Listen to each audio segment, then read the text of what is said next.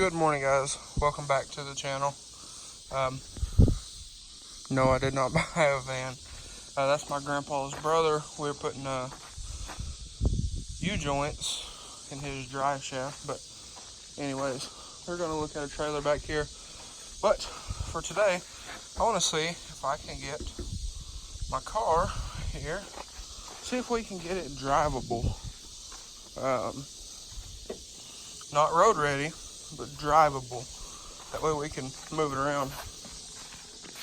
Now I'm sure y'all seen the wheel is pushed back. I was told the strut was bent and the tie rod was bent. So what I'm gonna do, I'm gonna pull the car up here closer to the shop. We're putting brakes on that, changing the oil and all that kind of stuff. But we're gonna pull this up closer to the shop a little bit. Pull this wheel off. I've already started loosening everything, but we're gonna pull this wheel off and see if I can somehow maybe unbend the strut. It's not gonna be, like I said, it's not gonna be like roadworthy. I realize that, but I at least want to see if we can make it to where I can drive from here up the road and back without the tire rubbing on the fender. That's the goal for this whole deal, for today anyway, because it's about 3:30, something like that. This morning I had to go put tires, or take Mom to get tires put on her car, and all that deal. But then we come back, been working on this, getting it ready. Probably another Biloxi trip here pretty soon. We got the 6.0 up there. We're gonna work on it here in a little bit. And it's been a long day. So, 3 hours of sleep, been going all day, but it is what it is. Anyways, I want to pull this up here because we got to go get parts for this. So I'm gonna pull this up here, pull that wheel off, and see if we can make this car drivable in some shape or fashion. I do know the tie rod's bent, so we'll probably try to bend that back and then maybe try to do something with the strut. Alrighty guys, so I got the car jacked up here. Got the wheel off. You can see it is grooving that tire. I haven't touched anything except for I popped this out right here. But the fender liner's all busted up, and the tires have obviously been rubbing and rubbed a hole in that. But what I'm gonna do is I'm gonna pull this fender off, pull this liner out, and that way we can get like a bird's eye view of everything. And then we'll get that out of the shop. Probably pull this in because it's probably going to get dark here pretty soon, and pull the strut out and look at the spindle and the strut itself to see what exactly is the issue here. Alright guys, we got the blue truck done. Got this fender off, as you can see here by the gaping hole. Pretty easy. There's 2 bolts here, 2 bolts down there, 3, 1 here, here, and right there. 2 nuts right there. 2 more bolts right there. Pull the headlight out. Or if you have the original headlights, you just pull the corner out and then unplug that thing, the antenna. But that's all really about it. But anyways, I've about had all the fun I want to have for the day. So I'm gonna cover up the inlet here for the airbox. Let's shove a rag in there. That way nothing gets up in there, and that'll be it for me today. But I will see you guys in the morning. So I'd like to get this thing driving this weekend. It's already a lot better, but has no power steering. And I I can't hardly comfortably drive it because I'm all the way up against the steering wheel and the dash because the seat don't work. Got the Jeep out here. Gonna put the bumper pieces back on. I still have to get a new corner and put the flare back on as well as the Cherokee badge. But other than that, I put that little piece back on in here and put that little cover back on. But that's it, guys, and the Jeep will be done. But anyways, I'll catch you guys in the morning. Alrighty, guys, so got the car jacked up on stand. He's taking the wheel off over there. I got this one off, and I thought I would note this, kind of where everything is at. This has been moved. I have no clue. This is all disconnected here.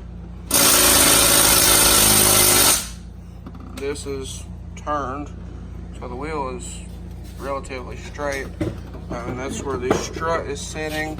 What I'm going to do is I'm going to take the strut loose right here on both sides and let all of this right here lean down, and we're going to do that on both sides and take note of if anything is different or, you know, kind of what all is jacked up here before I order anything.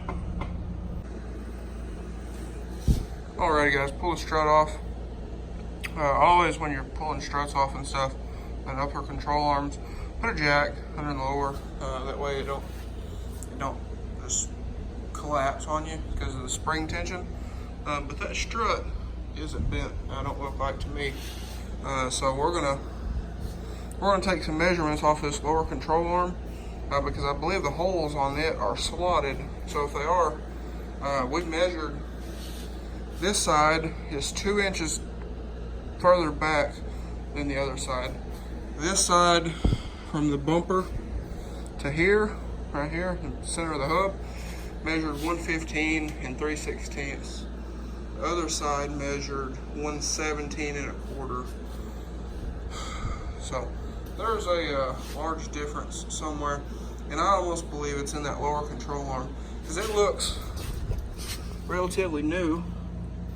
So I wonder if when they put it on, they didn't set it crooked, because I believe the holes down there are slotted for alignment, and I believe that could be our issue. Alrighty, guys. So if y'all will notice, there's no the rotor is detached. We got to looking, and the ball joint was sitting crooked in here. So we went ahead and pulled the rotor and the knuckle assembly off of it, and the ball joint there fell out on the ground. That's why this is here, because we were trying to separate the ball joint from the knuckle here, and well, this fell out of my hand, and the ball joint hit the floor, as you can see by that piece of the boot right there. So I believe that is probably our issue.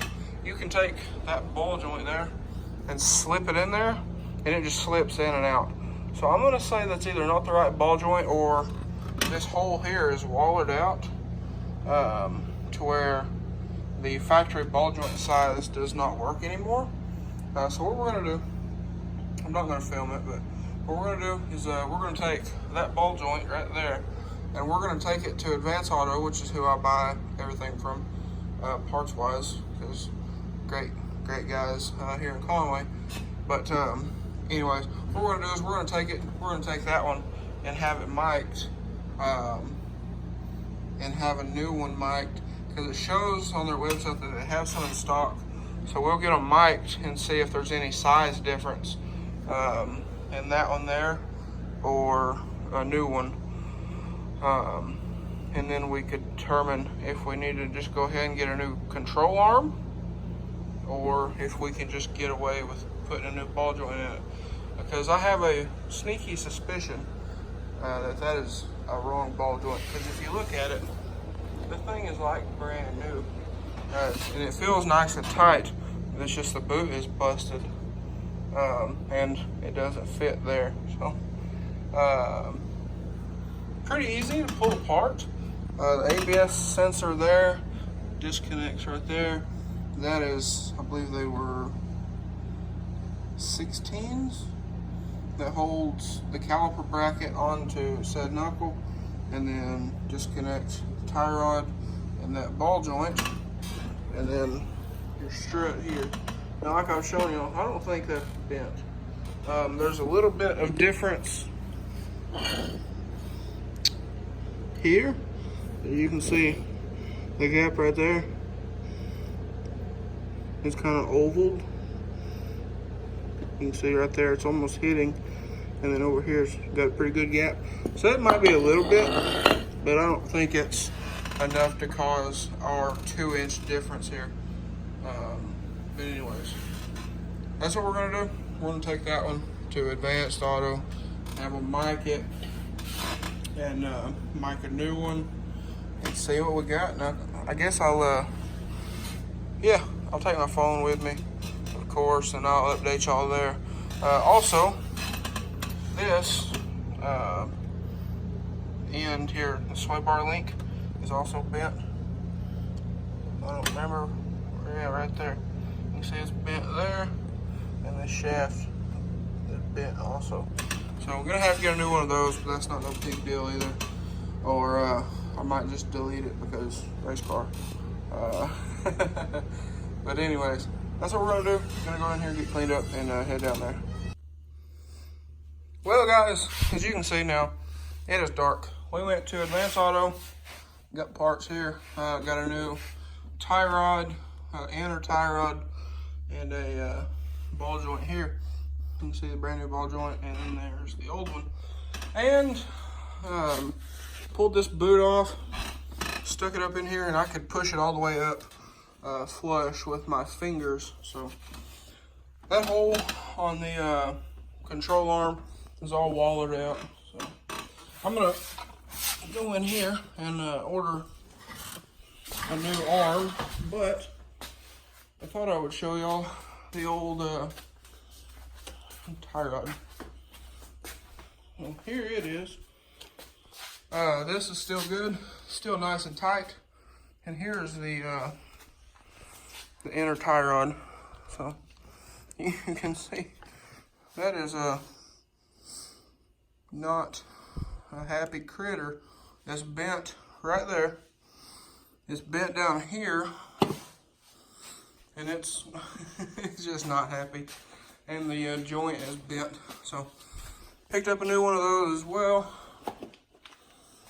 There's the part number for the ball joint, and then there's the part number there for that tie rod. But anyways, it is what it is, I guess.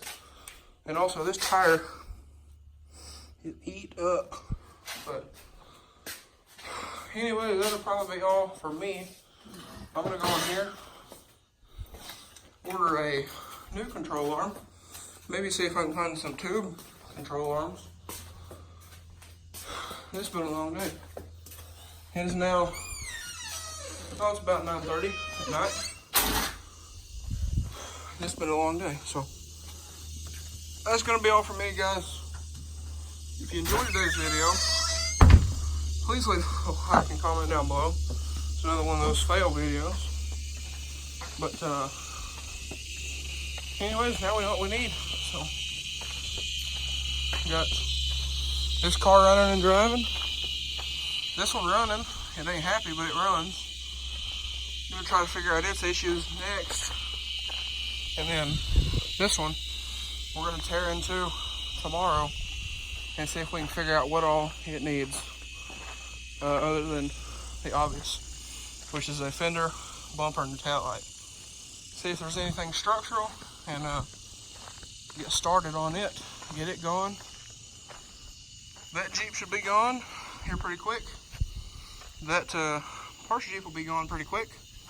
That'll leave that one, my car, these two, and then the 3 up here. And then we'll be on the hunt for the next one.